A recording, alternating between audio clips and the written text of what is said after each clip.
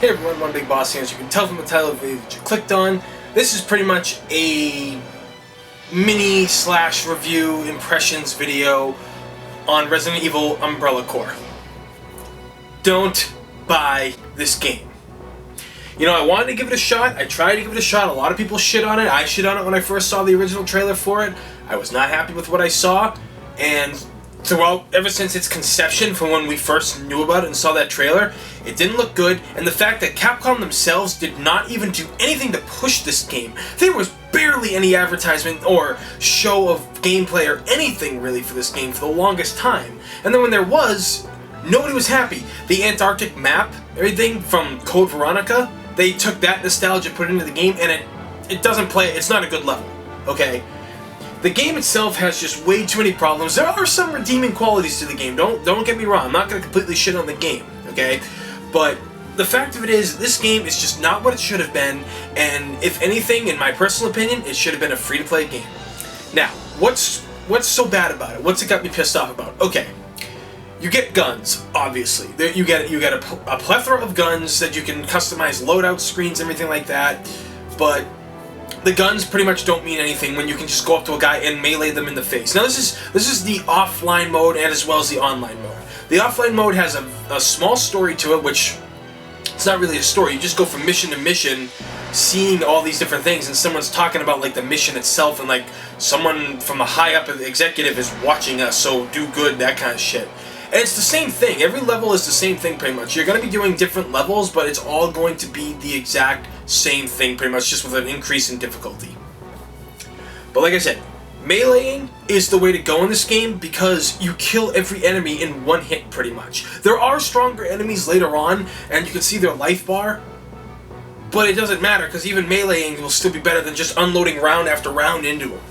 It's not done right. The fact of it is, like, that you yourself as the player wearing all this armor and everything, you get fucking KO'd in one hit. So you could have full life, mind you, and you're gunning down everything, and some guy from behind you, like a zombie, will just come and whack you in the back of the head, and you're just dead. Like, no joke, you die right there. And at first I thought, okay, maybe this is just the harder difficulties of the levels, maybe that's it. But no, it's not. They lock onto you, and they start running at you like a bat out of hell. They're faster than a fucking Crimson, okay? They smack you in the back of the head, and you're dead. It's ridiculous, too, because the other bad thing about this is you don't have a life bar, okay? Now, games like Resident Evil 4, 5, 6, and even Operation Raccoon City, you saw what your life was. You knew what your health bar was. In this game, unfortunately, that doesn't exist. It's replaced with the whole blood coming around the screen showing signifying, or however the hell you say it, it signifies your life. And it's ridiculous that it does, because you don't, it might as well not even be existent, because if enemies can just whack you when you're at 100% and you die in one hit, there's no point to having it, okay?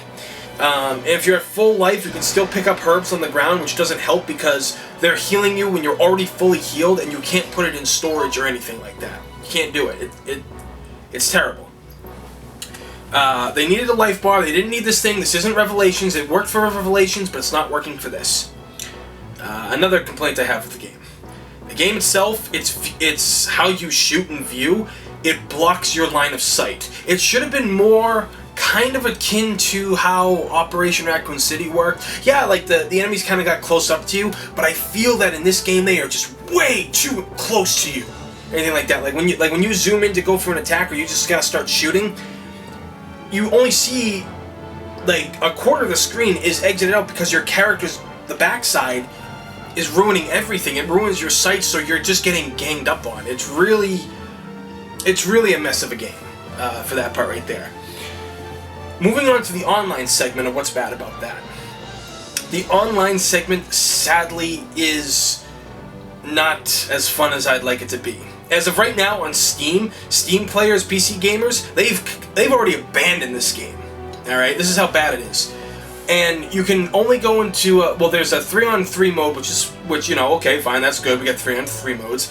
But you can't choose the mode you want. There's recover the DNA samples, there's protect the guy who's carrying the case the longest, you know, there's ones like that, and those modes are in the offline mode to get you ready for playing online, really. And the fact of it is, it's all randomized. You can't choose which one you want. So, right there, you could be getting a game mode that you don't want to play because you don't like it or you're just not good at it. It really is a major killer right there.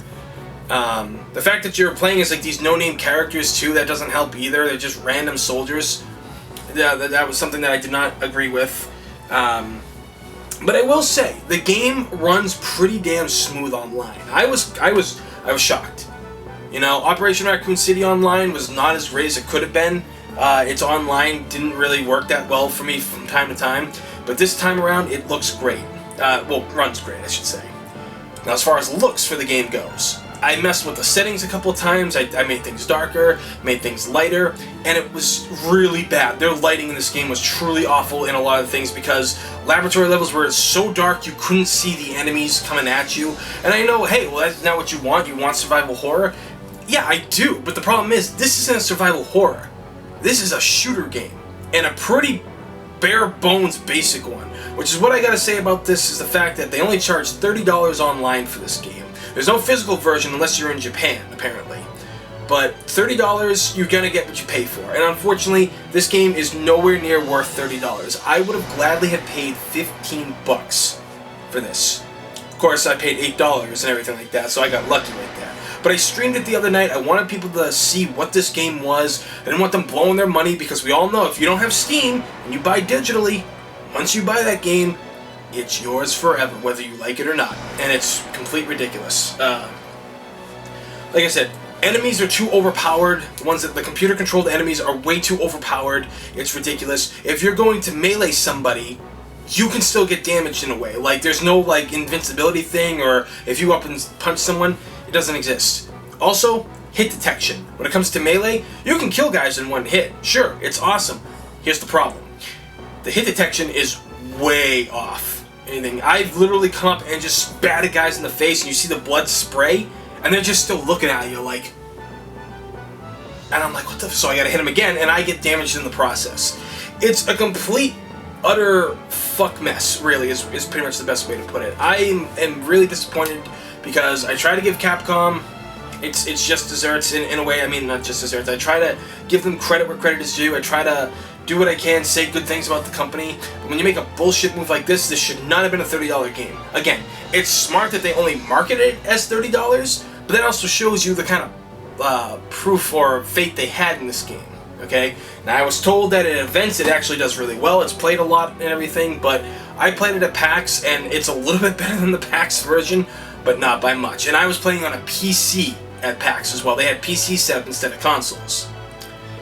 Overall, this game should never have been a thing. Their time would have been better prepared, either making this a free-to-play or making a full-on Resident Evil Mercenaries game.